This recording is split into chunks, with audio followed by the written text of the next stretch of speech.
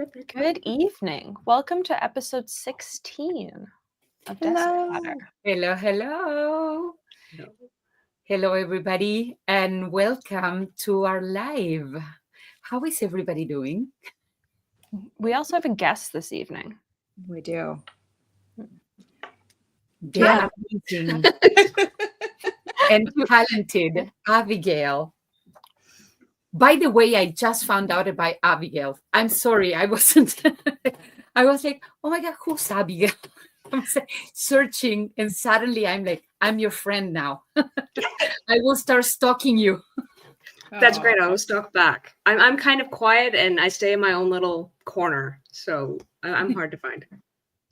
Yeah, same. I was so the way I found you is I was just trying to find makers, small makers. Mm-hmm. So, and I found you, and you kind of like, there's like, it's going to be a conversation, obviously, because I have some questions. But you kind of hit a lot of check boxes for me, because not only you turn your own pens, you also make your own blanks, and you used to make your own inks. And you make like a lot of components for the pens. You don't like, you buy stuff obviously, but like it's a lot more than, you know, percentually than I think I've seen a lot of other makers contribute to their pens, which sounds terrible, but it's not. Everyone has their own creative way of making stuff. Right. You just figured out the little things, you know, that others are maybe not looking into just yet. Yeah, they might not need to. It's just one of those things where it's like my material's like, we don't like this. Either don't use the material or figure out a way. And so I just figured out a way. Yeah. Oh, that's so cool. Carola says hi. Yeah. We were people connecting. That's so cool. I have no idea how I found you and started following you. Honestly, it could have been Marina. Probably. Probably was. Probably was.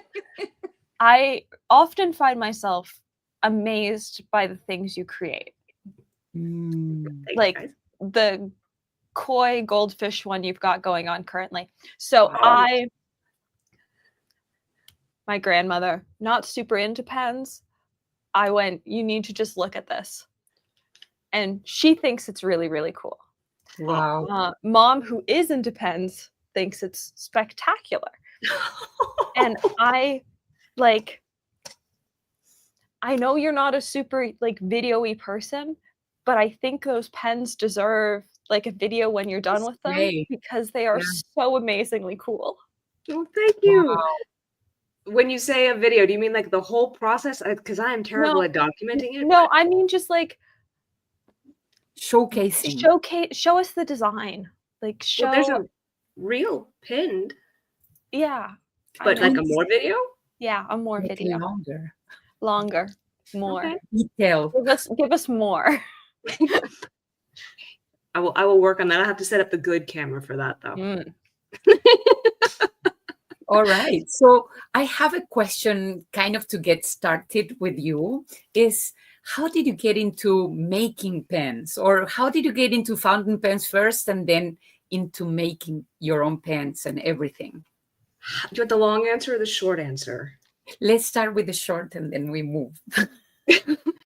My mom loved fountain pens when I was a kid, and I got into turning fountain pens through casting pen blanks. So I cast my blanks before I started turning pens. So that's the short answer. Okay. Expand then. Okay. So mom liked fountain pens, which is how I found out about fountain pens. But as you all know, fountain pen as a hobby gets expensive, right? Mm-hmm. And so like I got into adulthood, I'm like, I cannot justify with 3 kids and a farm and you know all this other stuff, you know, splurging on fountain pens, right? Not the ones that I like. And at the time I was married, and I'd convinced my now late husband to turn me pens because he knew how. But he was working in wood, and I'm like, if I cast you resin blanks, would you turn me pretty pens that I like? Because you know I want the sparkly stuff. Exactly. Yeah. And he's like, well, yeah, sure, I'll try. And so I did the research on the resin because I had been an artist for a long time at that point. I'd been making my own paint. I was familiar with pigments and materials and mixing and blah, blah, blah. And so I started casting pen blanks for him, and I cast faster than he could turn because that's how much fun I was having with it. Wow. And I don't know if you guys have ever seen a blank, but I did bring them out because I'm a weirdo. This is a little one, Okay. right? Oh. This is the purple one that you posted in your stories today, Oh yeah, right? that's I don't have the done. Yes, Very nice. so that's finished. It's This the antique lilac. yes, it has a actual brass bronze in it. It's a very pretty pen. It is beautiful. This is a full one, so like this one had been cut for another one. Mm. Mhm. And I don't know if I can get the light here to work. My desk light's being a butt. Whoops, wrong direction. No, it's not it. Oh my gosh, I'm blind. So you take the blanks and you cut them down into little shapes, right? And then you put the pieces together. Okay. And I make these little metal pieces, and that's what you were talking about, Marina, the extra pieces. Just because this particular resin, it's got great clarity and it's super durable and it's lightweight, but the downside of that is it doesn't handle threads well. So you have to kind of add some metal components to it so the threads will withstand the use. So that's what the metal pieces are. But then you turn it on the lathe and it becomes Oh, that color. that is your pen, by the way. That's my pen. Oh, So yes, I agree with all the And I comments. have an ink for it. That's Oh. what it's gonna be for. Because Yay. impressionists, it comes together. So I was casting blanks for him, and then his cancer got out of control and he passed. And I enjoyed casting the blanks so much that I decided I didn't want to stop. And I'm going blind. I'm sorry. I taught myself how to turn pens. I just walked out to the lathe, and he used to tell me, "No, it's not safe. You can't touch the lathe. It's too dangerous. You'll hurt yourself." So he died, and then now I have two lathes. His sense of humor was morbidly dark, so he would have laughed very, very hard at that. It breaks my heart. Anyway, so I taught myself how to turn pens, and I started with these. These are little kits, right? So it's the same material that I just showed you guys. So this is a fidget pen, and I modified the kit a little bit so this spins and fidgets.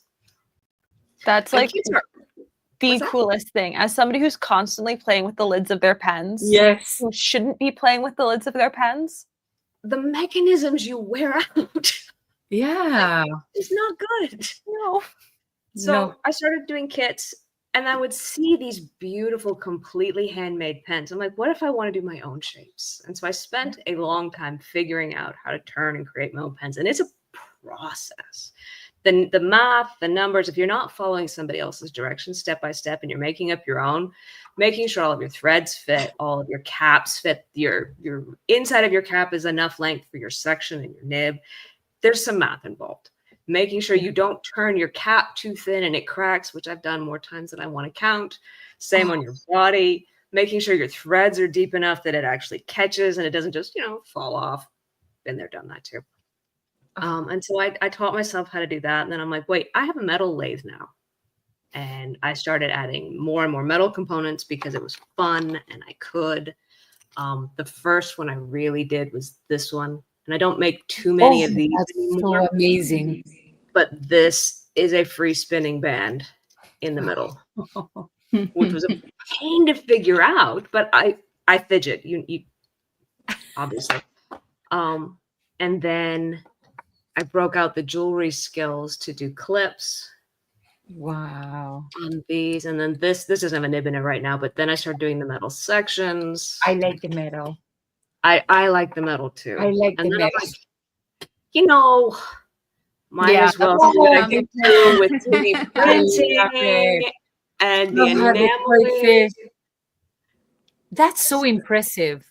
These are so hard. You have no idea. It's I can imagine. Oh my God. Because you had you had the drawing, then you made like everything for it, then you 3D printed, and now you actually make it. So this is what it looks like 3D printed. Oh, wow. So it's these exoskeletons, as somebody called it, right? And then you turn down your base body and you slide them on and glue them on. Right? I haven't cleaned these threads up yet. This one's still in progress. And then you go and you fill each of those little cells in like old school enameling. And So then you sand it, turn it down. it's like almost like stained glass. Like you're Very much. okay. That was the exact inspiration. It's like, okay, it's the old school enameling. Like you'd see the Art Nouveau enameling, but also stained glass. Because I grew up Catholic. I'm not Catholic anymore, but I grew up Catholic. And so stained glass was everywhere in my childhood. I'm used to seeing it.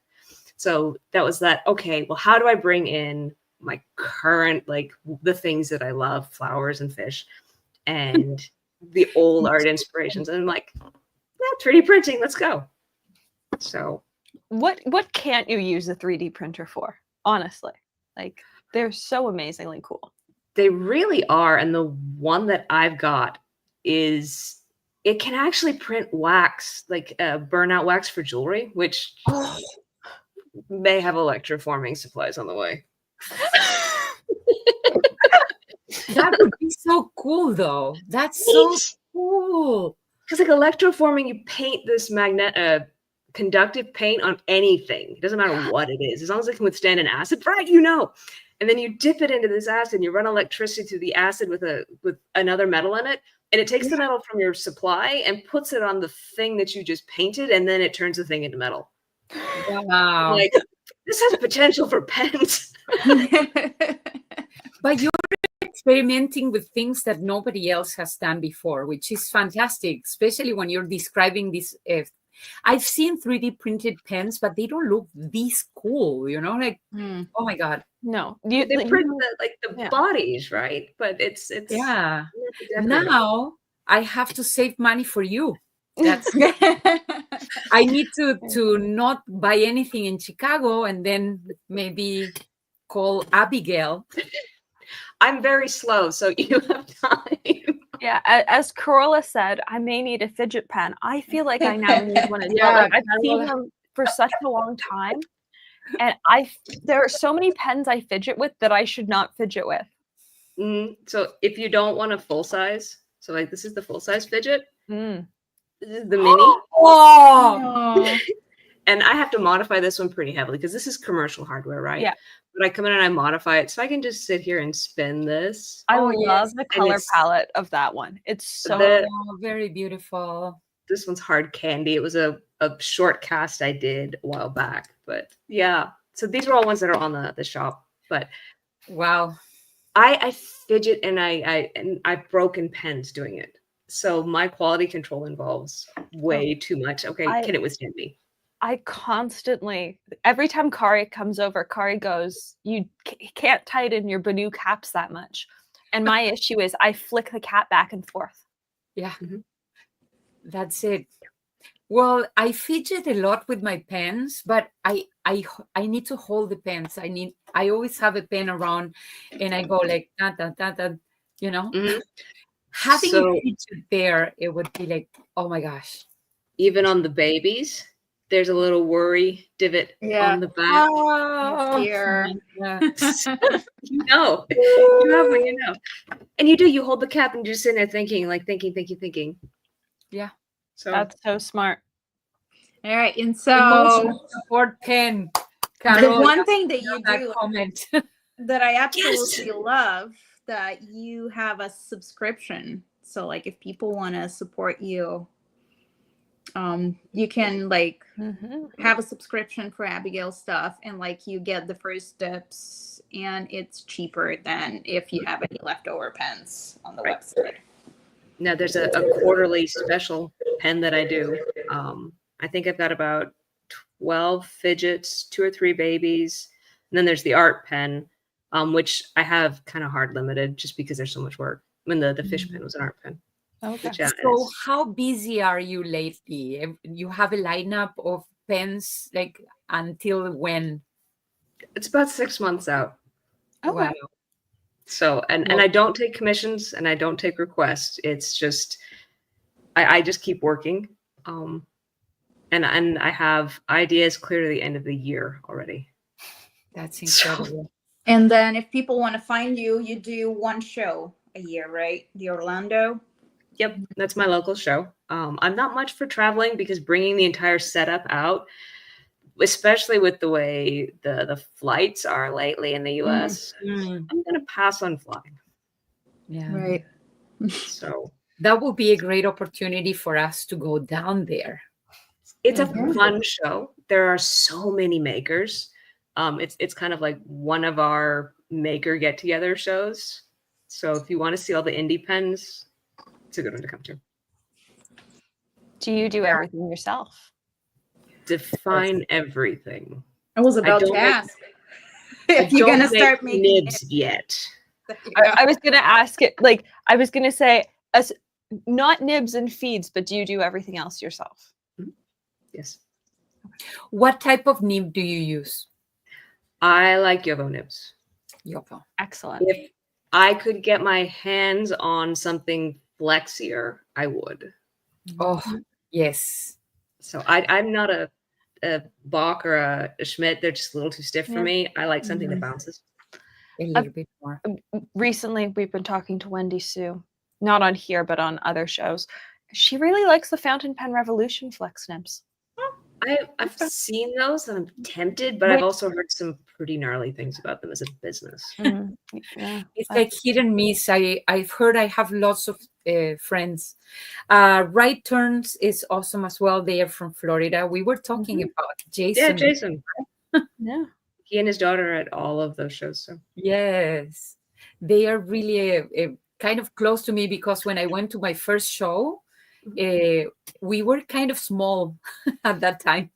And then we met at the show and we started talking. And then, of course, we became friends in the show kind of. Yep. He's come over to my house for one of the Orlando Pen Club meetings. So he's a good guy. The family. I met the daughter and his wife too. So. Oh, you've met his wife? Yeah, I did last year. In the DC Pen show, she went. The daughter was busy, so now we had the wife went. Yeah. Oh, that's awesome. I've only managed to catch her one time. She works hard. Everybody works hard. Like you work hard. You kind of have to. I mean, yeah. It is what it is. You guys work hard too. Yeah. So I have a full-time job. Yes. I don't know how you do full-time and this and collect and shows. I'm going. And I'm studying now another language to add to the package. Yeah, I just registered 2 weeks ago, and I'm Which studying. one? Oh my God, you're not going to believe this. Which one and why? Aww. Oh. Yeah, I've been there. I've done Japanese. Yeah, started Japanese. So that's my new online course. I do it at night, and it's complicated. I like that you've managed to fit that in. Like I'm up till 2 a.m. editing most nights.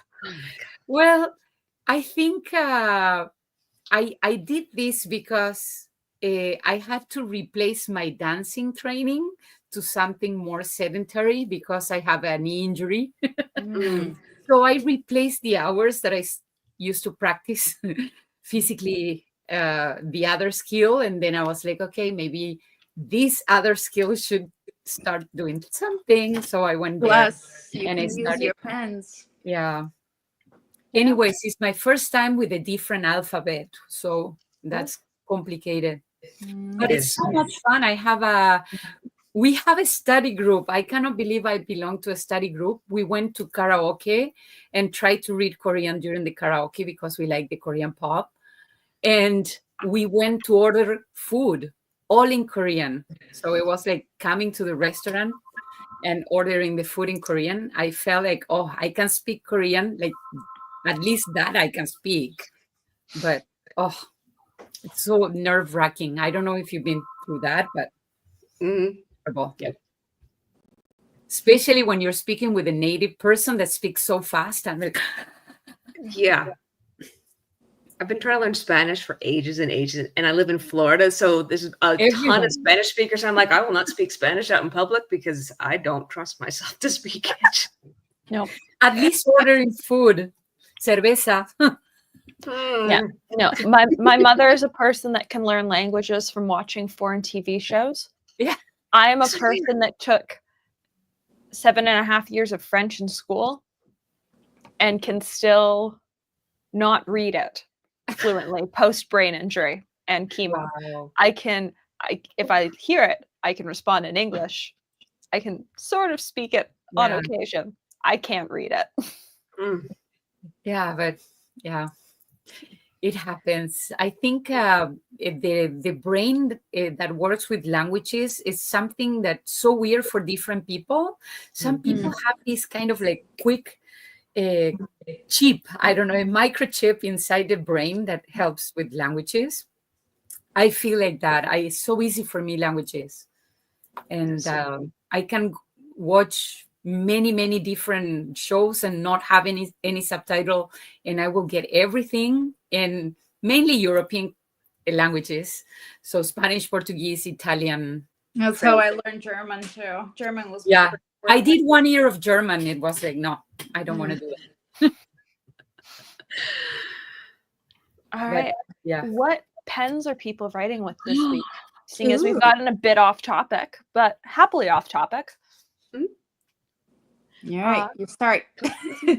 Kari, up first. Oh, I have many pens. I just inked.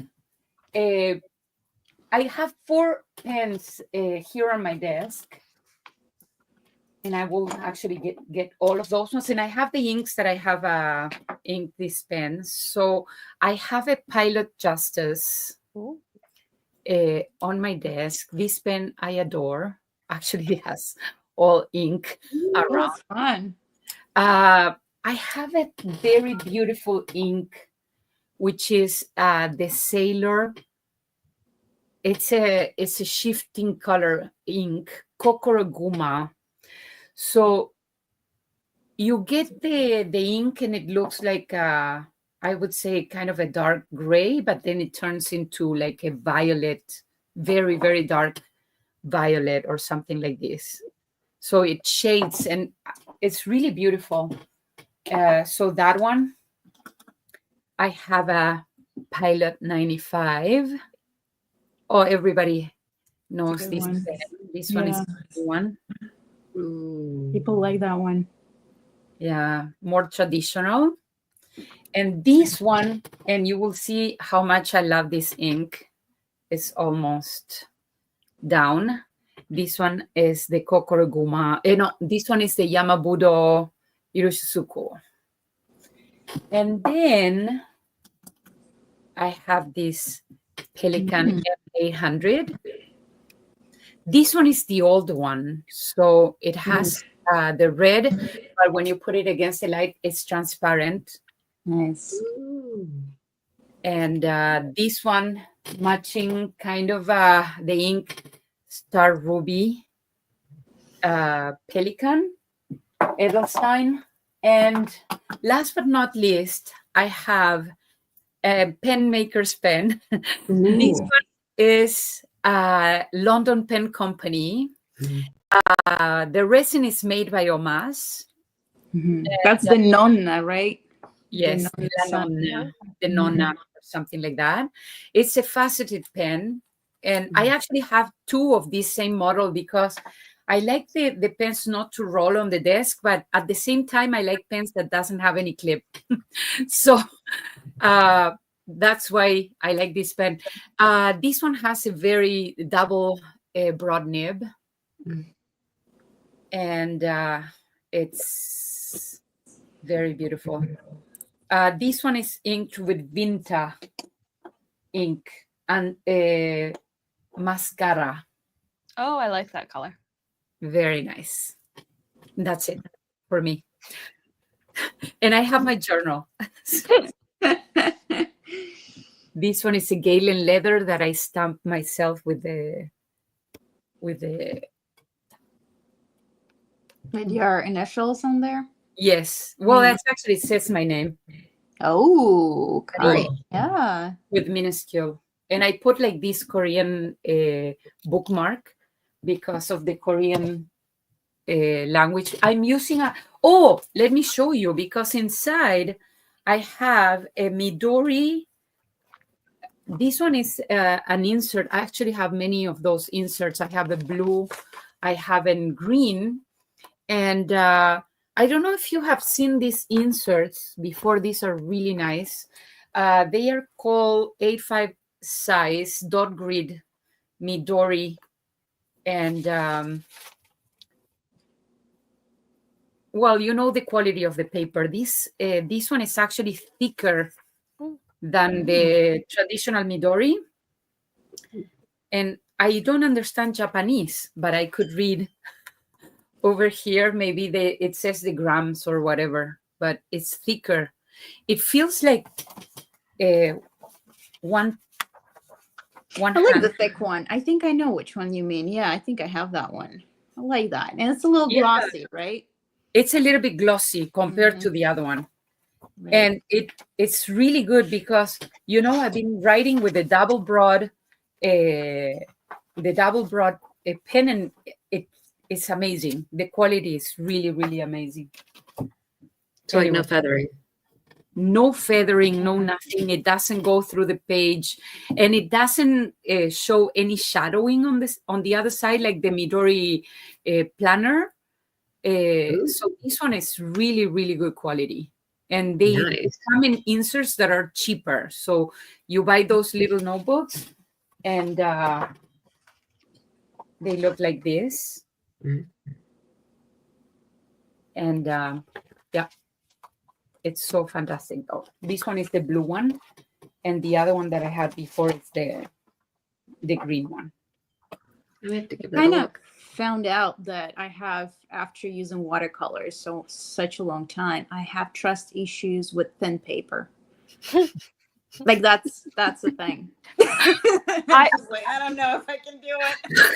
My issue is I have trust issues with any paper after using watercolors. We had so many issues with sizings changing in the past couple of years that every time I paint on a sheet of watercolor paper, anytime I use a page of a notebook, I never assume my pens are going to write on it well. I never assume paintings are going to turn out well, because there have been so many weird things in the paper world in the past couple of years. Like whatever's going on with Archer and Olive notebooks currently, where they went from being fountain pen friendly to not being fountain pen friendly, and the company's still saying that nothing's changed in the paper production. Yeah. Everyone who knows paper knows that their sizing's changed. Yeah. And it's just, I never trust. Like, even halfway through a notebook, you can find some weird sheets of paper, like what was going on this year with Hobonichi. Like, I never trust paper. Nope. Yeah. I've had different parts of the different sheets throw issues. Oh yeah. What? Yeah. I've had random sheets of watercolor paper where one single section will like not absorb water and just repel water, and it's like, why? Paint. Like you kind of know why, but yeah, you know why, but you can still be upset about it in the moment. Oh, very. Exactly. Inevitably, it's now on your hands. Yes. Yeah, inevitably it's now on your hands. Inevitably it's a day you're actually wearing long sleeves and now put your arm down on a page. I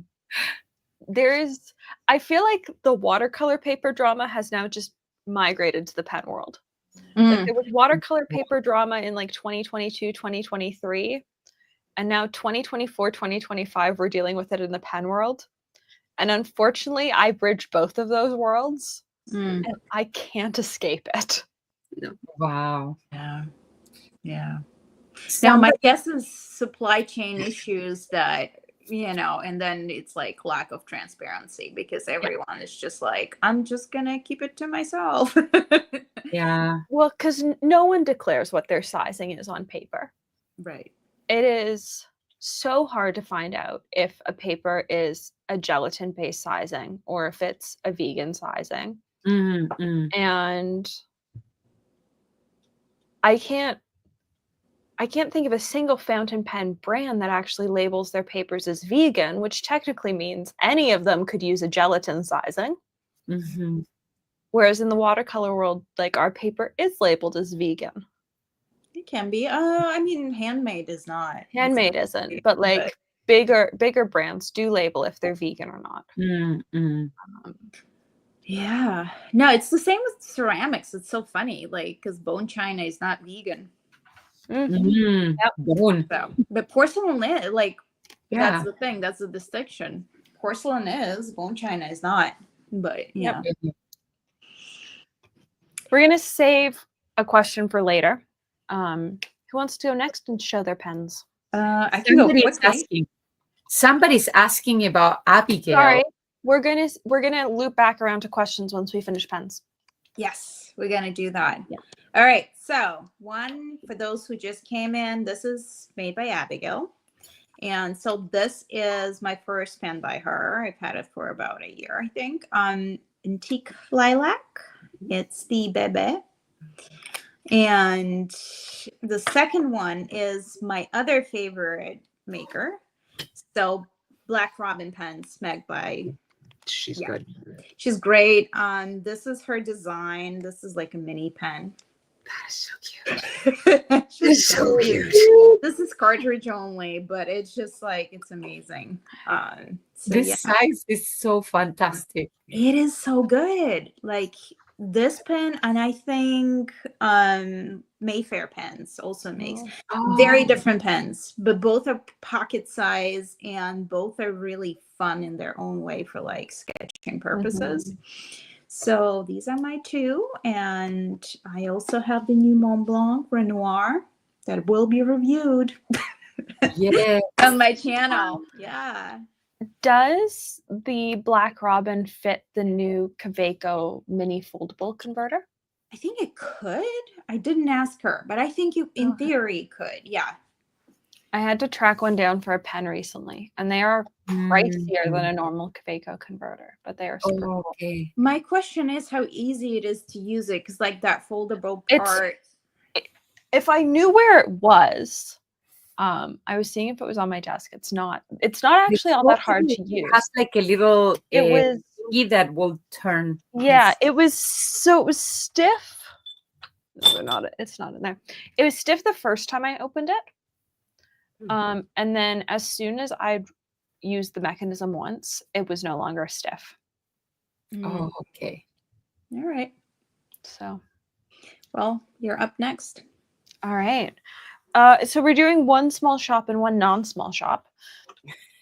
The non-small shop, which is also still sold by a small shop, is the Gourmet Pens Opus 88. Oh, I love it. Because I adore it. I talked about this pen. Yeah. This was my pen this week on Applebaum because it is stupidly cute. And love it. It is filled with a really, really atrociously sparkly ink. I see the shimmers through the body. It has Ferris wheel press riveting pond in it. And Oh. I specifically drew it up from close to the bottom of the bottle, and so it is atrociously glittery. And it's so much fun. I love it. So if you want one, they're still available on the Gourmet Pen site. Oh. And they're super cute. The other one is a custom pen that Rob made me. Ooh, And I love that pen. yeah.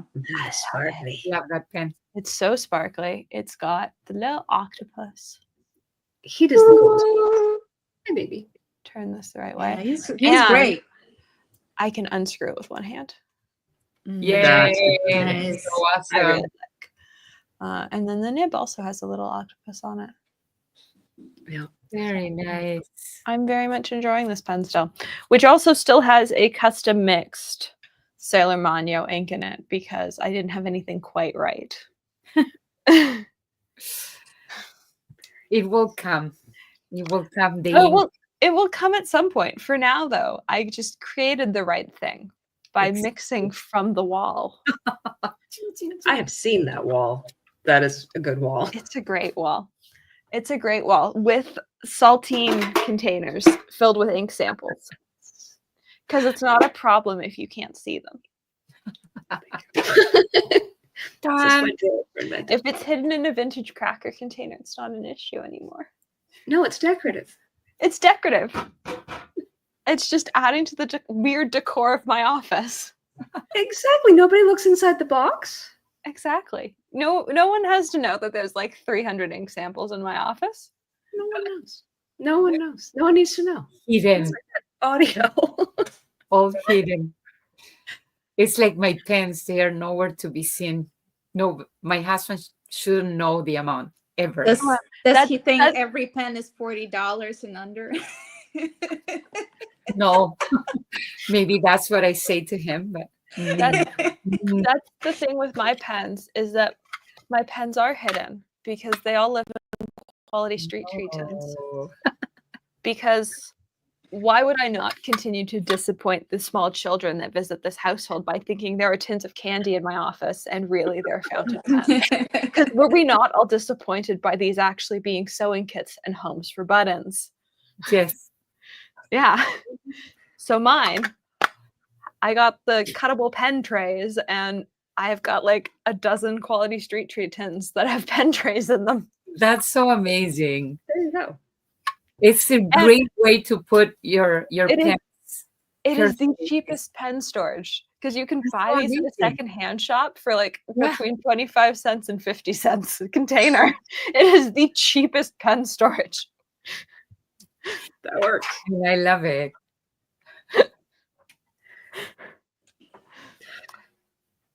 All right, Abigail, are you writing with anything?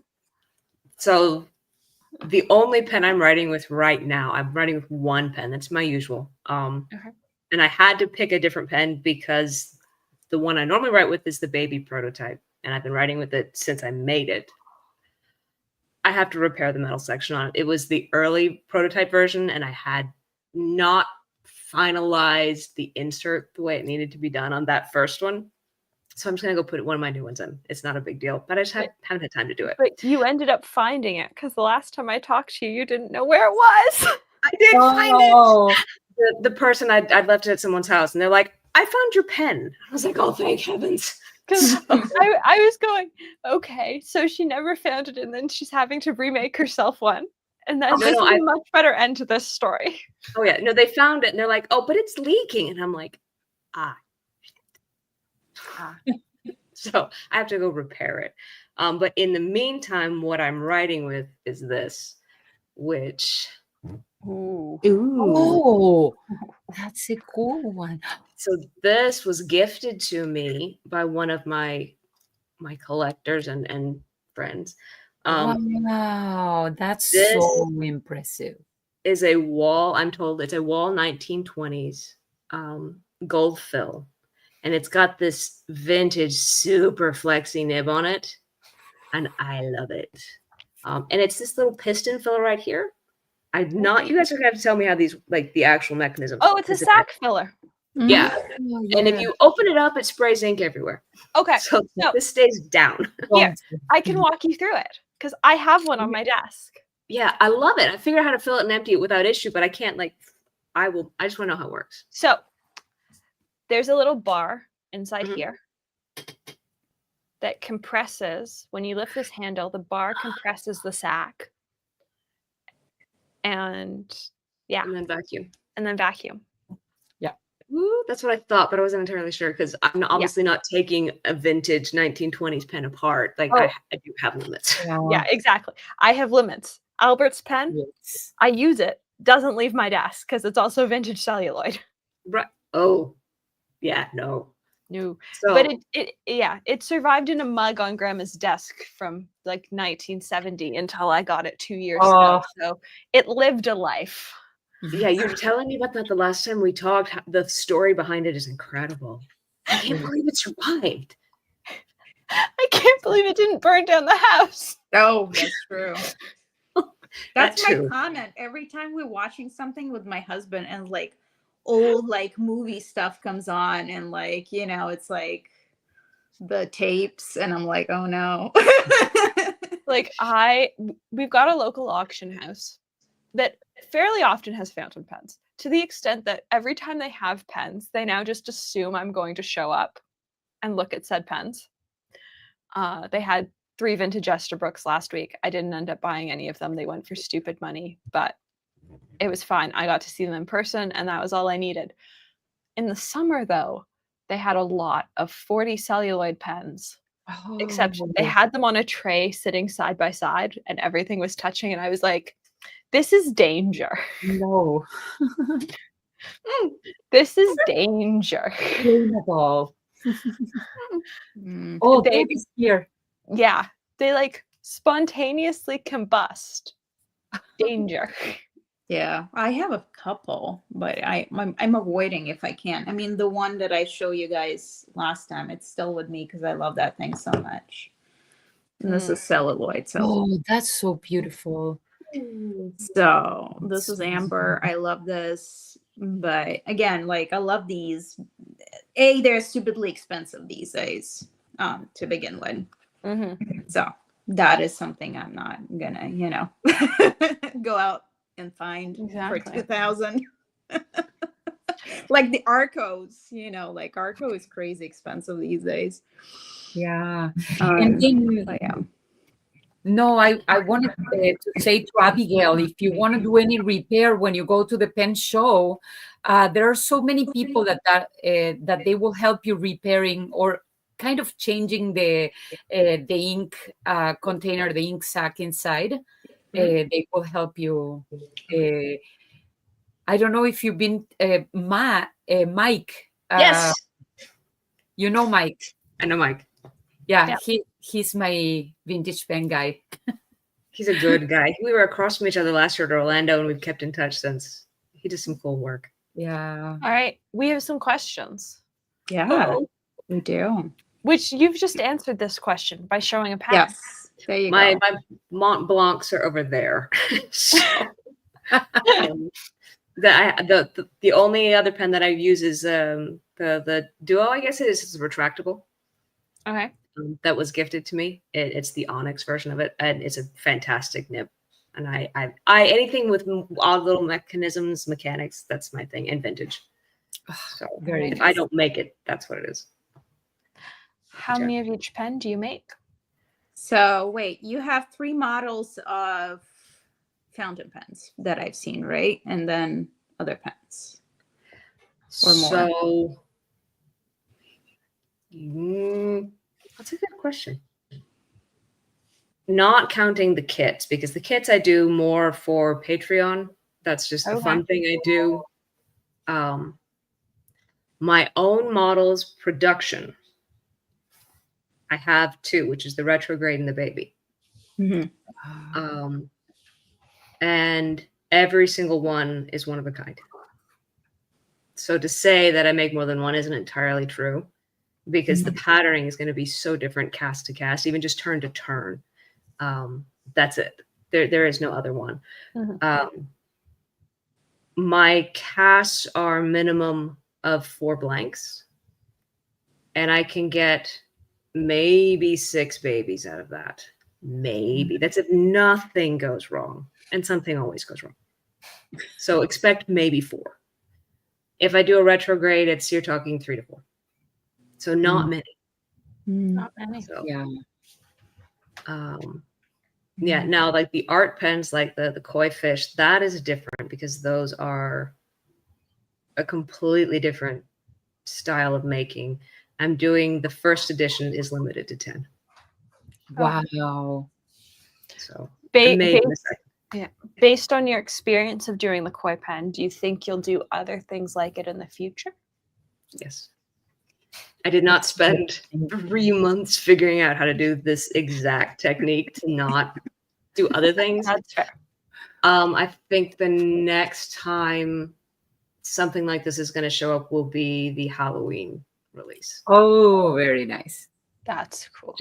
That's so cool. I'm loving the idea already. Oh yeah, I've got it half drawn in my head. So the best ideas are half drawn in one's brain. Right? Yeah. And I've got the 3D space going on. I'm like, okay, how do I want this? Exactly. Like, why would I ever put anything on paper? Which is blasphemy considering the number of pens sitting in front of us. Yeah. Yeah. Yeah. When you do a pen, and this question I've asked to other previous makers before, do you keep pens for yourself? Like, do you feel like this, oh my God, this is so good, I need to keep that one for myself? Like, do you think about that, or you just put everything out and sell? I keep my prototypes usually. Okay. Okay. Mostly because a lot of times they don't meet my quality controls yet. There's like something wrong with them. I'm going, I can make this right, but I would hate to have to walk a customer through it. Yeah. So it's like, okay, I'll keep the prototype because yes, it's technically identifiable as whatever the model is, but there may be one or two things, like a customer who's a little more rough with the pen, or maybe if they dropped it the wrong way, it's not quite there. So I tend to keep those. I don't typically keep, like a material or, like a particular, like one of every, I just make too many pens and I work too fast. I have this one here that I kept because I love the color and it doesn't show super well. This is one of my favorites. This is called Power. And it's a very custom mix of different reds. I love it. I actually have the retrograde prototype in Chaos Magic, which is my other favorite. So I think if there's one that I just love the color, I will keep one from like one of the casts. But for the most part, I don't keep too many pens. Okay. Yeah, that's the business. You need a... It is. I need to keep one of the art pens. Like I need to go remake a Snow Queen just to have it for archival purposes. All right. All right. But yeah. Yeah, it's incredible what you do, really. Like, I cannot believe I didn't know about you until now. It's like, oh my God. You do. Why? I'm shy. I would rather be in my workshop. Wow. No, and also, like, I always appreciate there are so many makers and they are all men. And we need to have like more women's making because we have a different point of view. We have a different idea, different, I don't know, approach to making things. And I don't know. I think that's one of the things, right? Like the usership of pens has changed. It was predominantly, I guess, perceived as male like 10 years ago. So that has changed. And I think making is the same, you know. So I have some strong opinions on this one. To the point where I was talking with Nikki of Penworld about it. I had some opinions. Women use pens differently than men do. I mean, men collect them, yes, but it's not a prestige thing, I've noticed for most women. And I technically consider myself non-binary. So it's like the same little group of not men. And don't get me wrong, a lot of my collectors are men and I appreciate them deeply. But the vast majority of my collectors and supporters are women. And they're like, it just fits better in my hand. I'm like, well, yeah, I'm designing for my hand. Yeah. And I've got smaller fingers and a different kind of flexibility and a different weight balance that I want in a pen that a man's not going to want. Our wrists work differently. Just you watch the way you write versus the way a guy writes. And you're just like, no, not gonna work for me. And I'm not saying men don't like sparkly colors, but there is a. Have you met Luke? Oh my gosh. Exactly. But I have never met someone more enthusiastic about color than a woman who's like, I've never seen a pen made in colors I like before. They're like, this is, I like this color. And I it's not boring. It's sparkly, or whatever it is. It's like, it's not, your typical My Little Pony coloring. Not that there's anything wrong. I've got my share of those, but it's like, I like that it's an elegant but feminine pen. Yeah. It's not big and heavy and chunky. Sometimes you want a big, heavy, chunky, but for a daily writer, the balance is different. The materials are different. The vibe is different. Mm-hmm. Yeah. And just like you said, our perspective is different. The way we use what we use them for is different. Mm-hmm. Yeah. And I don't know, you can always, life is always good with more sparkle. Yeah. Yes. I'm partial. Yeah. Exactly. Like my best fitting pen in my hand is my custom one from Rob. Mm-hmm. And he made me trace my hand on a sheet of paper and put a ruler next to it.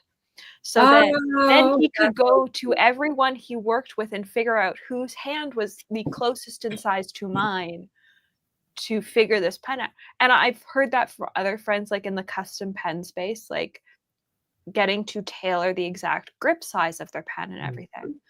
But that doesn't exist anywhere other than the custom pen space. And the makers that do that are few and far between. Mm-hmm. And so then you're looking at makers that have naturally thinner pens or naturally smaller pens or naturally lighter pens or pens that balance.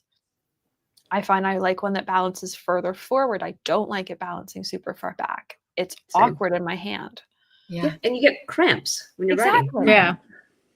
Like I want the weight in my fingertips, not back near my wrist. No, I want I agree. right there.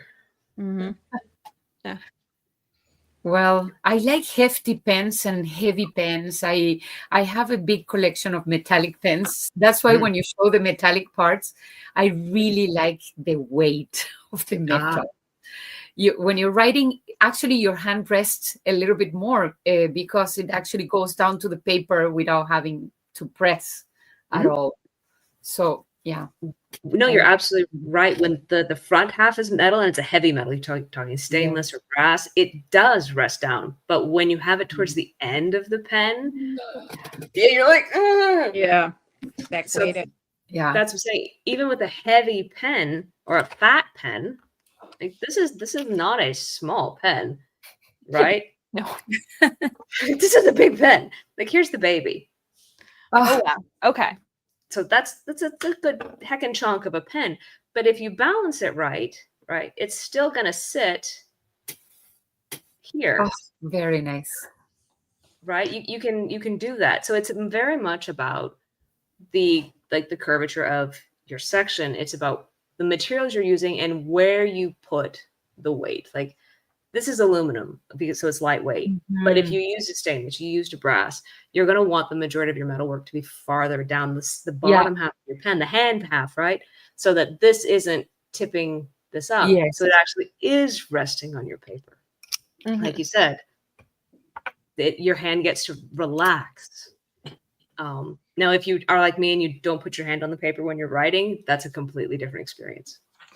Yeah, I really like the idea of that pen that you have, that it's not super thick on the section that you grip, you know? Mm-hmm. It's thicker on top, but then you're still having like a nice thin kind of like a brush pen. I always say feel. I like I do too.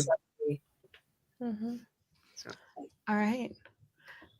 Deb wants to know how the U.S. to Canada mail situation is right now. I would describe it as complicated. Canada Post currently, when you ship to the U.S., gives you a big flashing warning about mailing to the U.S. to make sure you have all the correct disclaimers filled out, but also to remind you that to tell the person who's getting the package sent to them that the package can be delayed for anywhere from 3 to 6 weeks by customs. No way. So I would describe it as complicated. That's why we need to meet and gift ourselves. Like, take it. Stand on either side of the border and hand it. So crazy. Yeah. Take across the border. Like a t-shirt cannon, but for pens. Oh, letters probably they will go. Letters are fine. It's just mailing Goods. actual goods. Yeah. Um, This is complicated because we had a big strike before and Oh. Canada Post wasn't even working. Kari, they're about to go on strike again because Oh, the back to no. work order ends on May 22nd. They Oh. still don't have a deal. Okay, this is us. We're go back to the horse delivery. we're like weeks away from them going on strike again because the back to work order ends May 22nd, and they are still no closer than they were when they were ordered back to work in December. Don't tell me. Don't. That was how Italy worked. There was like strikes for everything all the time. When I lived there, in it's still a Italy. thing. Yeah. Well, Down there in South America, the same thing. This is why I include people's links, because people are already on your website, Abigail. Like, Exactly. Some people said that they were navigating. Her Abigail's Patreon and Instagram and website are all linked below. Thank you. Yay. Go buy stuff. Please. I'm shipping Friday, so if you order in the next day or two, it actually gets shipped out this week. That's so cool.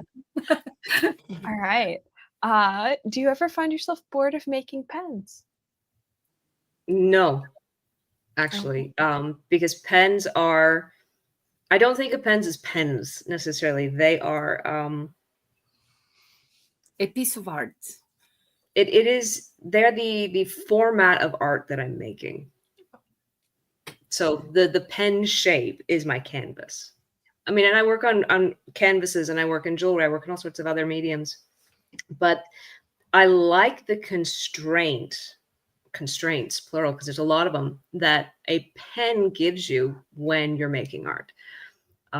It has to be durable enough, theoretically. I know there's some high-end pens that aren't really meant to be used, but mine are meant to be used, that you have to treat them carefully. It has to be functional. There's some mechanical considerations. You've got to be able to get ink in it somehow, or at least it has to be able to withstand ink. So you have the chemistry aspect of, okay, well, I can't use this material and this material next to where the ink is because it'll corrode and ruin the ink or ruin the pen, whatever it is. Learned that one the hard way. Yeah, has happened You've to got me. size and weight considerations. You have, it's got to be pen-ish shaped, or people aren't going to recognize it as a pen. You've got to have a way to put ink or something on paper. It has to fit in a hand. And so you have these size limitations. It's probably going to have a cap or some way of hiding the ink. So you have these constraints, and that challenge is a fun puzzle. When I'm like, okay, can I bring in 3D printing? Can I bring in electroforming, which is up next? What new material can I bring in? And I work in 24+ materials. Yeah. And you've done jewelry, and you've done a lot. You've done soaps, you've done inks.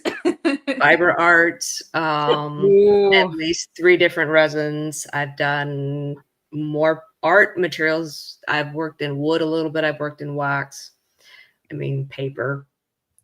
Well, whatever. If I get my hands on it. Yeah. I find that you are fairly constantly innovating. Like, you're never just doing the same thing. No, I get bored so fast. Yeah. Same. Right. And it's with the internet and the online shopping and the resources and access, libraries and online books. It's just, there's no reason to not be curious and keep researching and learning. There's forums upon forums of information. All you have to do is Google it and be willing to sit there and look through it and read. And as long as you're okay and you have a kind of rough idea of how you learn new stuff, like talking about the languages earlier, it's like once you understand how you learn the thing, you just kind of do another one, right? And it's the same thing with a new material or a new medium or a new whatever. And so, no, I don't get bored with pens because pens are just the format that I'm doing art in for this. So cool. So and so inspiring at the same time. Like, you feel like exploring and going to see your art and just stalk you on the internet and look for all the things that you do. And I am fascinating already that I would like to meet you in person and then talk with you. And I don't know. It's so inspiring. Thank Orlando you. Pen Show, Yeah. September. Yeah. I think they just upped it to 4 days this year too. Oh, Wow. I think they did. Ooh. I can tell because I produce the show and have no issues teasing it. Sometime in the fall, there'll be a great episode of 20 Questions with Abigail. Yes. But my summer's busy, and so you people have to wait until the fall for season 4 of 20 Questions. Hey. Sorry. You've got it banked. Yeah. Yes. Apparently, your most recent pens were amazing, Yes. Thank you. Yep. and The people have fish met or you at Orlando. yeah, that's my one social event. And then you have, I think, one store that sells your stuff, right? Am I right? There was like a little store, stationery store somewhere. Technically, there's 2 places that have my Okay. pens. One only has fidget pens, and that is an art gallery in St. Pete, Florida, Ooh. called Forever Florida. There's a small little display in the front. And I had a solo painting show there and just left the display there. The other is Florida Fountain Pen out in Sebastian, which is, I think, just south of Orlando. Joe is the owner, and he's also the person who runs the Orlando Pen Show. Oh, okay. So that's his fountain pen ink stationery store, and he has, I think, 5 or 6 of my pens. He also has Right Turns and River City there. Oh, Nice. that's so amazing. He's got a fun selection of maker stuff. He does, and ink. Obviously, if you like ink. Who doesn't? Yeah. It's Oh, look at my desk. I started with only pens, and I always like Deb, which is a person that is connecting right now, and she got me into inks, and that was the biggest rabbit hole I went in, more than pens. Let's stop right there. Yeah. I now just keep a running list of inks that I'm interested in, and anytime I'm placing an order, I look at the list, and when I then re-look, like if I'm I'll look up the ink color from the list. If I do not like the ink color when I look it up again, it comes off the list. But I find that if I don't keep a running list, I impulse buy a lot of inks that maybe I only like in one particular swatch on one particular website. Right. Yeah, that's me too. It's like it's Google Images, full name, quotation marks, looking at all the swatches. Yeah. And then if I like it. Exactly. My issue is when it's not on Mountain of Ink. Oh, When the right. color is not on Mountain of Ink, when I cannot compare it to a bunch of other things, then it's a problem. Right. Yeah. I will have to agree with Bailey that says I need all the inks. Yes. And comment aside, that's kind of my answer, and Deb knows. I always write all the inks and all the pens. Yeah, for me, it's like I'm selective with everything, but I kind of let myself lose when it comes to Mont Blanc inks. It's also because they don't release that many. No. If you think about it. Yes, they're not cheap, but they don't release that many. And that's why I'm letting myself kind of go with that. And it's also kind of safe for a large amount of pens. But the rest I'm picky. Once we're done this, I have a text to send about Mont Blanc inks because I've decided I cannot live without the blue. Oh, I need it. That's a beautiful one. Yeah. Every time I see those inks and the bottles and the design behind the bottles and the boxes and everything, I always think about, oh, maybe I could, but I always go back. What I like about inks is that you can get lots of ink samples of all the inks, and then you end up hiding all those ink samples somewhere.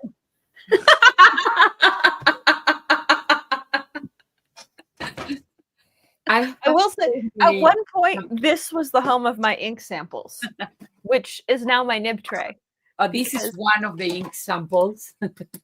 Ink samples. Then I have another one here. Which blue? So Mont Blanc just released 2 new blue inks.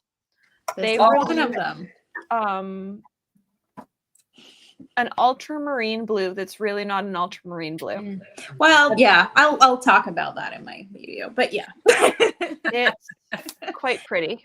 So Mont Blanc is known for like doing stuff that they're like, this is this, but actually it's not. Yeah. Different color than And the then they released is it the third Around the World in 80 Days ink? I think it is. They've done the blue. Yeah, it's Yeah. the third one. The third one they've done. They've done. There's gonna be one more. Okay, yeah. And Yeah, so this the only ink I could is get. the cool blue. Oh, cool blue.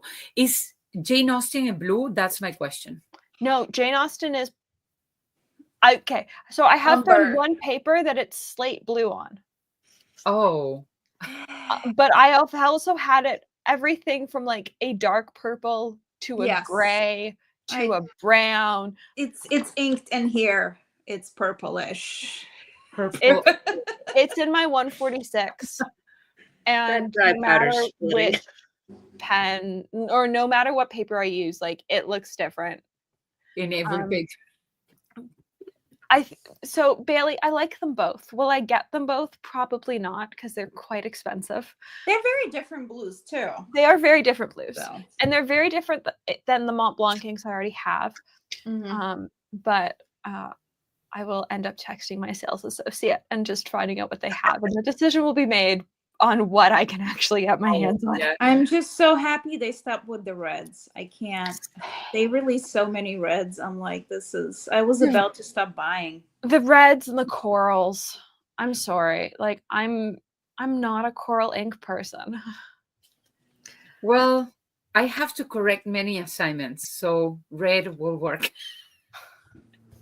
But now with so many inks, I correct in a very different amount of colors. Not red. At least they know it's your directions. Exactly. The only thing that I would buy the Mont Blanc Jane Austen is because it's Jane Austen. I can totally watch it. Like I actually adore the color of it. I'm gonna take you around because I have a dog. The little doggy. Yeah. There we go. Go out. Yeah, we have an outside and she's very excited. There's Jane Austen. So on cool ring paper, it is almost umber. Oh, right. All right. It is not this color on any other paper. It's like brown purple. Purple. Yeah. All right.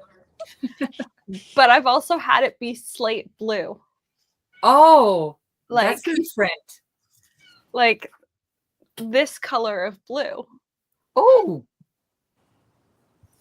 Yeah. It really depends on the paper you use it on, which I enjoy, but I know lots of people don't. Yeah. Well, I would enjoy an ink with that name. That's how, like, I don't mind the color inside. As Bailey says, I like all the inks. Yeah, the problem is the space. Oh, yeah, the real estate, it is no joke. Yes, I'm slowly running into an ink real estate issue because these Ferris wheel press ones are now stacked 4 deep. Yeah.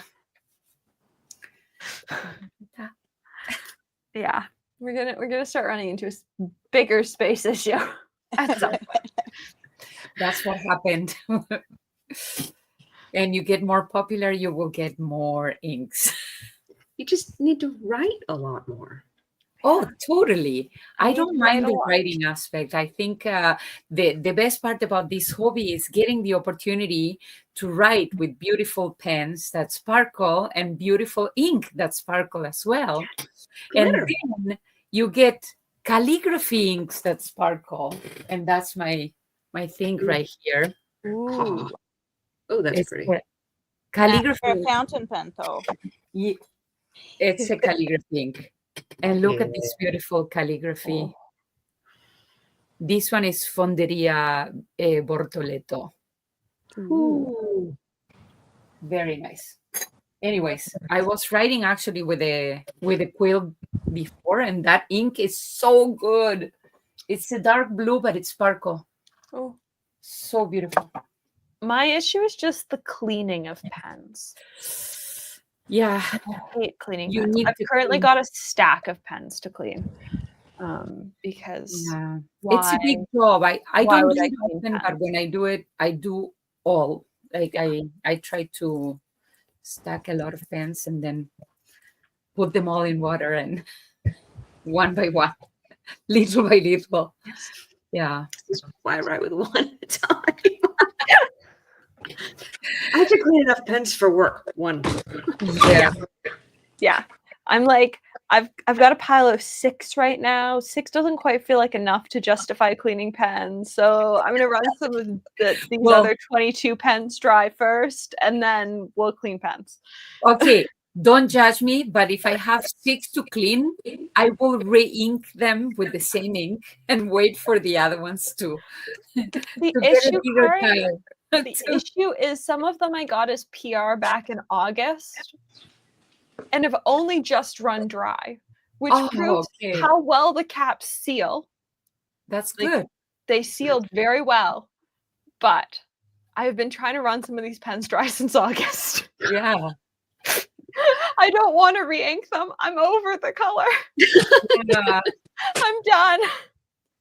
That's the thing when I am using a color that I started liking the color and then I use it. The more I use it, I'm like, oh, I don't like this color, or the ink bleeds, or, some inks are super, super pigmented that Mhm. bleed through the page. And then I'm like, oh, I don't want this anymore.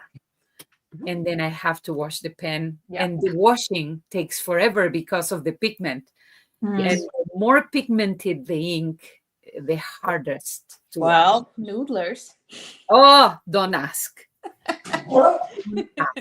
I have actually one of the things that I have in there that I actually changed the ink of one pen that I had with Vinta Andrada, which is a beautiful color, but it took me forever to wash that pen because it has like a little bit of sheen. So it's like, oh my gosh, really, really hard. Now it's clean. I don't know if I'm going to use the same ink. All right. Does anyone else have any more questions? We might have a short show this evening, which Yeah. isn't a bad thing. Short for us. Short for us. We're not over 2 hours. Like we're doing Oh, well. sorry. The dog is having zoomy time. Yeah. I'm impressed my dogs are quiet. So I'm surprised they haven't gone just nuts. That's fair. So you're coming to the Orlando Pen Show. Can I ask you, when is the next show? Is it August or I think it's like kind of close to, don't remember. I think it's like September 11th-ish that week. Oh, 1 second. It's like a month after DC, I think. Yeah. I want to say, 11th, 12th, 13th, 14th. All right. Yeah. And it's like a Thursday through Sunday. Yeah. Yeah. It's actually not so hot. Is it hot there to go? During Yeah, what is Orlando like in September? That's my question. The Canadian skin is different to adjust. Bring shorts. You're gonna melt. Yeah, I'm going 90 guys. Okay. Yeah, like I can't sweat. So Stay inside. yeah. Stay inside. You don't. That's the nice thing about Florida. It's built where unless you actively want to be outside, you like your Disney, that kind of outside, you can stay inside in the air conditioning, and I highly recommend that until about December. You're not from here. Thank you. That's a good no.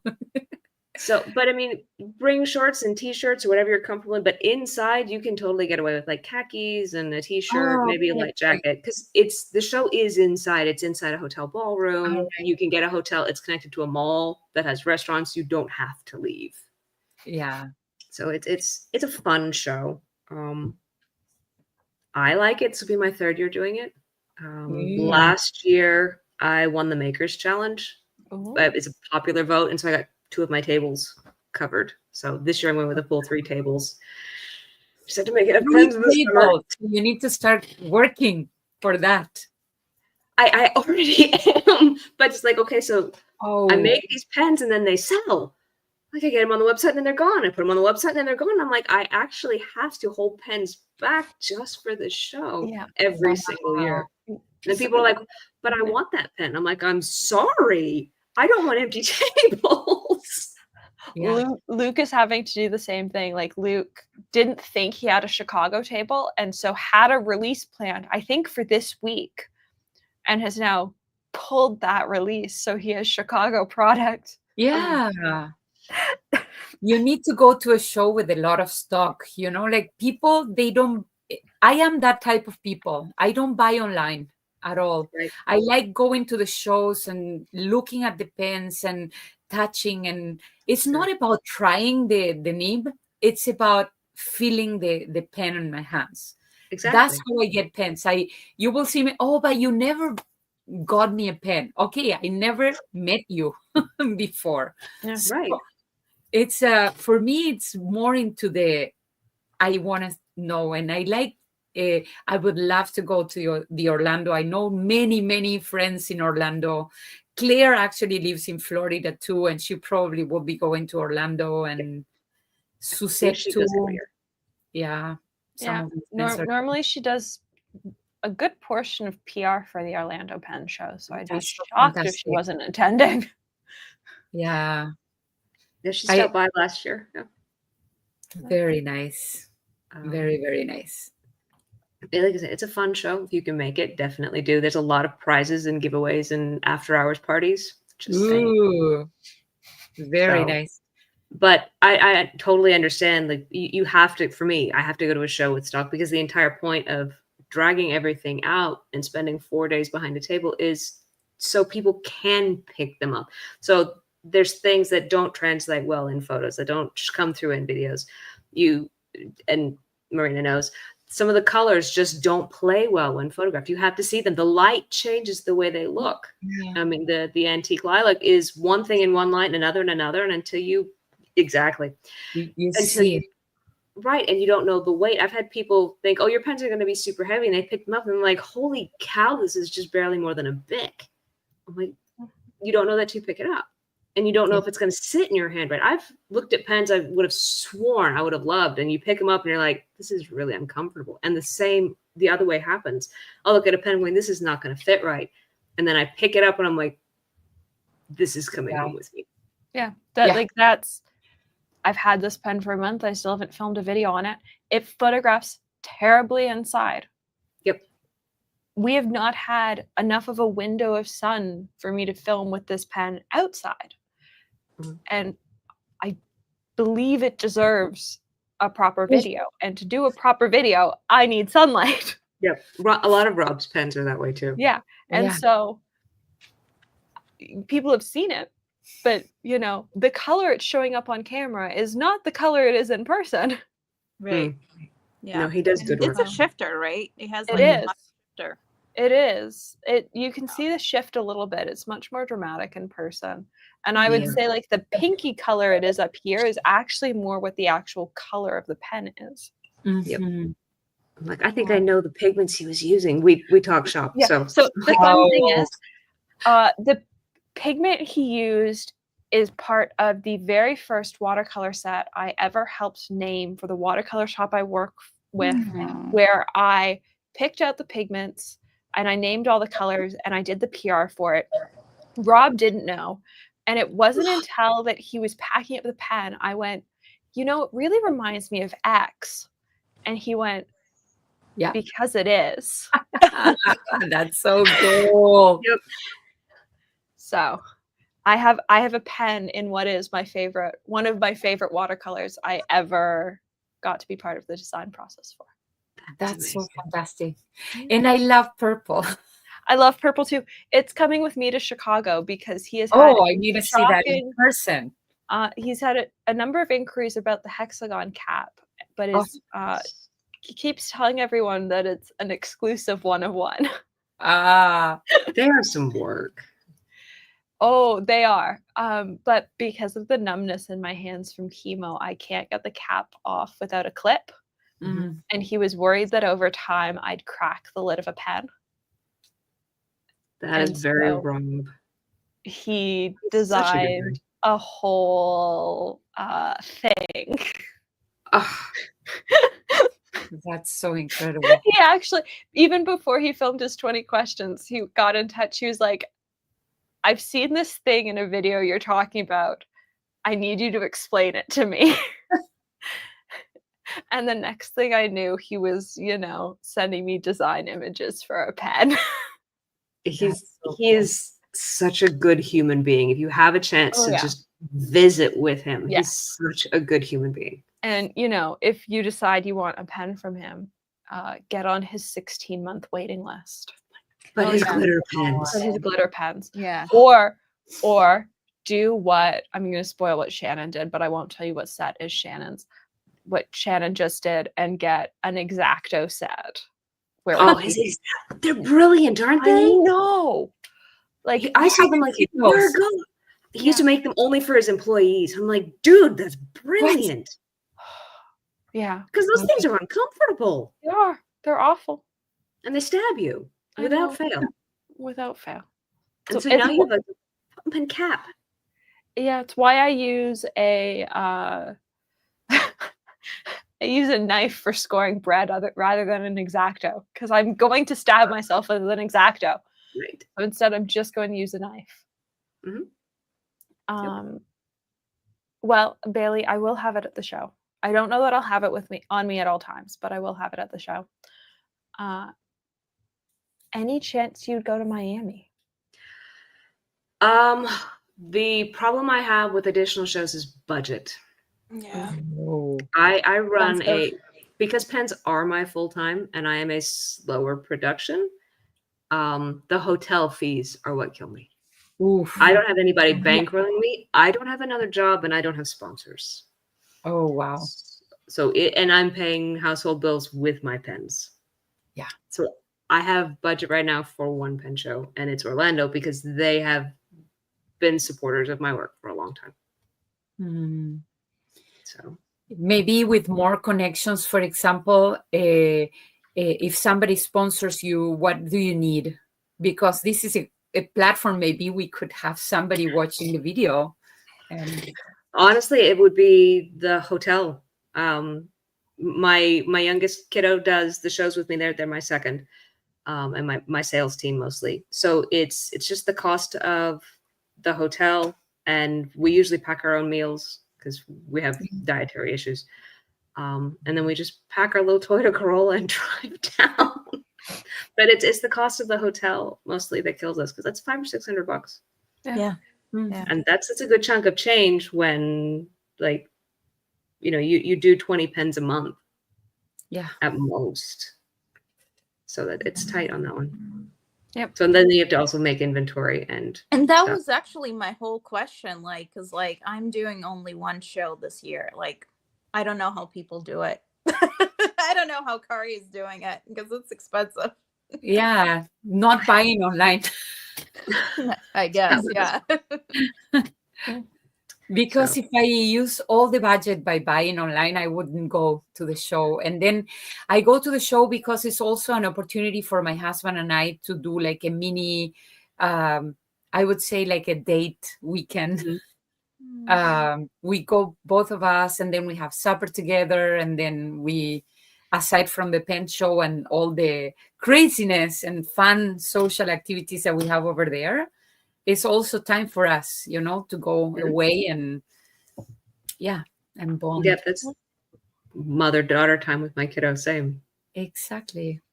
So mom or dad comes with me to every pen show. Yeah. See, it's a family thing. Exactly. It's fantastic. But then you meet all of these friends and these people that you look forward to seeing every year at these different shows and these different groups of people. And you're just like, no, these are my friends. They're weird like me, and I like them. Oh, yeah. Because also then my weird friends this year came up to Scriptus, and I hadn't seen them since Chicago. But Tori from Stationary Universe came up to Scriptus, and You would have thought the building was on fire with how much squealing had occurred in those like first 2 minutes where we saw each other. Yeah. Like it was I got to meet her. really She's great to see. Yeah. And then I have a question for everybody is what is your next kind of a tour for the pen world? Like, and I know that Alexandra, you're prepping for Chicago, and Chicago is kind of around the corner. What is next after Chicago? That's sort of up in the air right now. There were some things in play, but stuff in the US has got stuff a bit fluid right now. And so we're just gonna have to see what happens. That would be something. Chicago, though, is sort of what's next. And I've, got a Rubbermaid bin currently sitting in my office to dump stuff into every time I go. This needs to be packed so that I hopefully don't forget anything essential this year. about that. Yeah. What we have around actually the same month, but later in the month is Montreal Pen Show, which is the first official, because there used to be like a mini meetup of the show, but there was always like this kind of issue with the place. And in Canada, there are 2 pen shows and both are one day. And now Montreal is that second because it used to be one. It's the free show, so people will not pay for the entrance. That's the kind of like the philosophy of the Canadian pen shows. It's like you go to a pen show, you go free. There are lineups, of course. Which is incredibly problematic. I will say that for crowd control for everything for the event organizers, the free shows, the way we run them, is incredibly problematic. But what happened is that the library is offered for free, and the library, the condition that has is like they don't charge for the people coming into the show. The same happened in Montreal. They found this historical building that actually they open the doors for the pen show and they say the same thing. They are not going to charge the entrance for that. It's an historical building, so people can walk in whenever they want. We have a lineup of volunteers, and I'm one of those ones. I will volunteer for my workshops. All the workshops are free. That's something that it's incredible because we don't have any. I do have one sponsor actually for one of the workshops, notebooks, but there are no other sponsors. So now it's like trying to gather and see if somebody will be interested in sponsoring some of these workshops, which is crazy. But they don't want to charge. And at the same time, they want this show to be big. So in the future, it's not one day. It expands to 2 days, which is where these people want to go. Are you, Alexandra, I know that you're going to Chicago. Are you planning to come closer to Montreal? Probably not. It's a long way to come for the single day. Yeah. But remember, you can stay at my house. That solves the problem. Anyways, yeah, it's a long day. Yeah. A long trip for a Sunday. Actually, it's on a Sunday. So I thought it was on a Saturday. Is it a Saturday? Okay, 24th. I don't have the Not the 24th was the Saturday. That's even better because if you have people coming, the 24th was the Saturday. Yes, it is. It's a Saturday. I am excited actually. There is a new ink from Pennonia that will be released. I don't have access to that yet, but that will be soon coming. And who says let's all go to Caris? Yes, Bailey's. Marina, you're going to San Francisco? Just San Francisco for me. Yeah, I have everything booked. It was like they have 2 hotels. I think, one has the venue. The other one is just across the street from it. So they actually gave pretty decent price. Like if you're coming out there, you get the special pricing, which is for San Francisco. It's decent. It's not cheap. So I booked the hotel, I think the day they announced that you can book the tickets. And one of the hotels was like sold out already. Oh, So it's a big show. San Francisco is so big. I think it's that one. And I've heard DC is a huge one too. So, you know, if I pick one, well, it's also my local show. Yeah. So I'm lucky.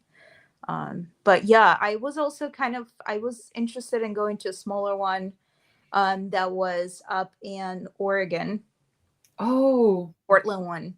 But I don't think they have any special fees, and it gets really expensive. It's like twice the price for the hotel that San Francisco is. I think the west side of the coast is everything expensive. is expensive here. Yeah, it's the same. Yeah. The Washington State, the you know, like Portland and it's like, Yep. yeah. All right. Same with New York. Yeah. Like New York is not cheap. So. And then our final question for the evening. Deb wants to know if she should make pins for Chicago this year. My vote is always yes. That's really nice. That's a great idea. I have no design ideas, but my vote is always yes. Yes. But ideas, I don't know, maybe we could put the question to the comments and see if somebody has ideas for that. Would somebody will get any idea? No. I don't know. If you've got an idea, leave them in the actual comments of this video, not in the live chat. And, you know, Deb can look at them because I have no ideas on design. I find that I am the worst design person because I will go weeks without designing anything. And then I'll spend like 3 days sketching and doing design stuff. And then I'll go another like 3 weeks without doing anything to do with design stuff. Flow also.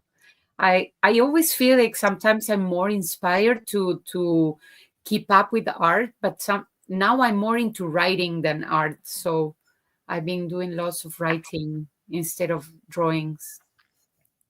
It's like it goes up and down. The flow of I would say inspiration for drawings or sketching. Yeah. Same. Yeah, same. I mean, we just had like loss in our family, so it's like my husband's family, and it's just like I was thinking about it because like I think in the past we don't do it as much anymore, but like if you think 19th, 18th century, like people's lives are like built around the loss, you know, memento moris and stuff like that. So we don't do that anymore, but it's like that's kind of, for me, that's where I translate my journaling. Sorry, the dog. It's just like that kind of thinking, you know, about people that mean something to me and no longer. So that's what I translate. But I kind of lose ability to sketch when stuff like that happens. Yeah. But it's, you know, like journaling is an outlet at the same time, which is interesting. Exactly. Oh, the little doggy. I like that. All right. Well, I think we're coming to the end of our show. Are you two doing one on the 30th? Yes, probably. Okay. All right. I might pop in. We'll see. All right. I will be at Chicago by then. Oh. But. All right. I might pop in and say hi. If you stop in and you can show say hi a little bit. Show you the new hotel that the event's happening at. That would be nice. I will go later. I have to travel on Friday. Okay. So it goes like well, actually it's Thursday after work. Okay. So I was gonna ask like, when do you arrive? So you arrive Friday morning. Yeah, right after. Yeah. So we will arrive in the morning. Yeah, that's it. Or later, depending to the custom crossing and everything. So, or if we get tired, we stop. Yeah. Yeah. All right.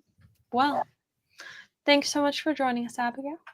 It was my pleasure. Thank you guys for having me. This was a lot of fun. Like, girl, talk about Abigail, pens. thank you. Exactly. Thank you so much. Yeah. And then sometimes we girl talk about pens on a Saturday morning with coffee, and it's a great time as well.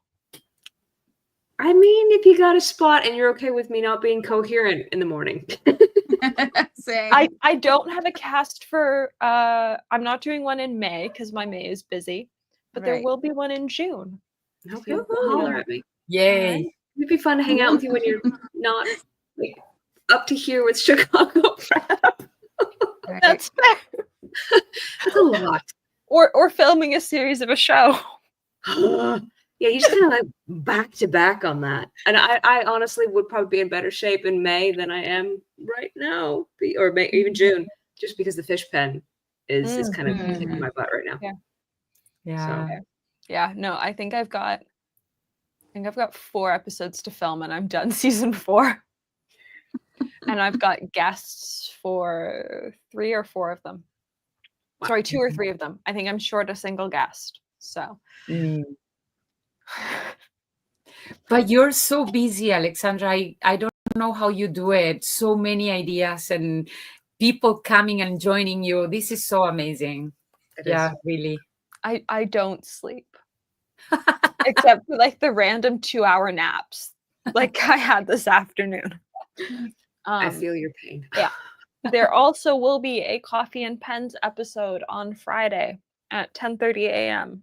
with Claire. Ooh, very nice. Do I know what we're discussing? No, because we're discussing some Italian brand of pens that I've never heard of before. So it should be quite informative. Very nice. Yeah. Which one? Radius? No, somebody else, Marina. It's not Leonardo, is it? No, I've got Leonardo's. I was about to say, I'm like, you should know them. I know Leonardo's. It's somebody else. No, I'm curious. So It's Friday morning. Same place. Is it Nino Marino or Mayora? No. Might be Mayora. That sounds slightly familiar. Napoli. They're both from Napoli and they were both Delta before and then they split.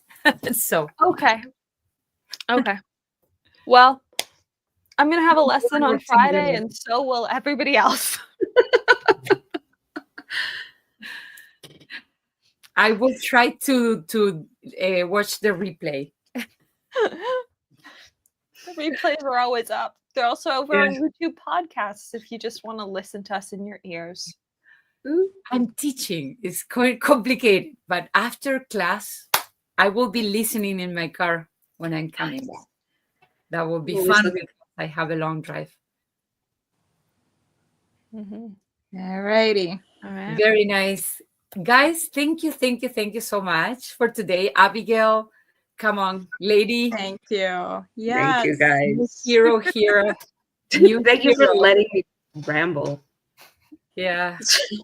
We all ramble. It's what makes this show entertaining. Honestly, right? Yes, I agree. And it was fun. And it's you get to hear all these neat things you would have never heard otherwise. And so thank you for having me. All right, guys. Thank you, everybody that connected with us until the end. Yay. All right. Until have the a good next one. evening, everyone. And I hope you have a good rest of your week.